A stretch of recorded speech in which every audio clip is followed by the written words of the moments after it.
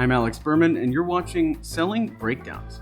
Some tactics are so much a part of business that you'd think they were just a logical thing that came about naturally. And there's no better example of this than guerrilla marketing, where you try and make a lot of impact with a very limited budget. But we actually have one man to thank for this, Conrad Levinson.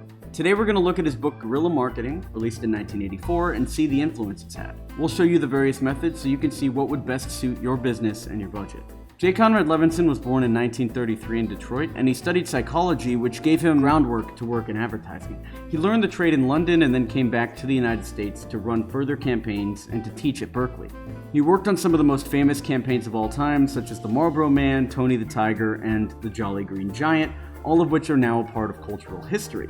But his greatest achievement is his book Guerrilla Marketing, which sold 21 million copies and was translated into over 60 languages. The core concept is that if you're a small business up against major corporations, like the jungle guerrilla groups taking on a huge army, then you need to find a new way to fight.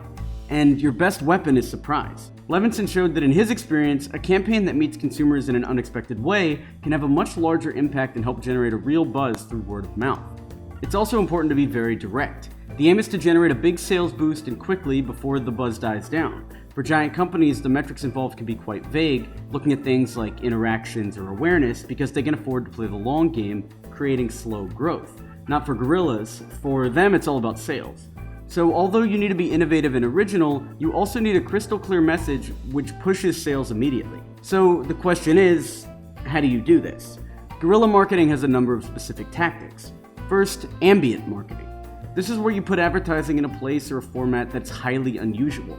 There are some great ones like this example from Gold's Gym. There's also a lot of inspiration you can take from street artists like Banksy here. People really notice things that play with the environment. Next, there's stealth. As the name might suggest, there's risk here. You're trying to market without seeming like you're marketing, but if people realize this, there can be a negative backlash. Product placement used to do this, but most of us are wise to it now, and it's hard to do it subtly. A great example, albeit a very cynical one, was when BlackBerry gave attractive women their phones and they sat in bars. When guys asked them out, they handed over their BlackBerry so the guy would type his number and experience using the device. You can see that this example could have easily gone wrong, and BlackBerry could have been labeled sexist or exploitative or something, but they got away with it. Viral marketing is really a subset of guerrilla marketing too, but we have a full video on viral marketing and its creator Tim Draper that I'll leave in the description. Ambush marketing is when you try to create a connection between your brand and a bigger event so that you can piggyback on their promotion. You obviously need to be very careful about the legal aspects of ambush marketing.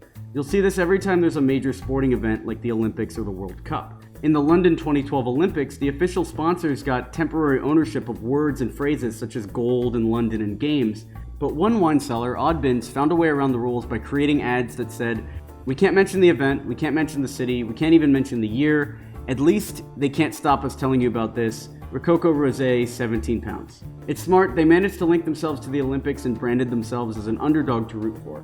Exactly what many people love about the sport.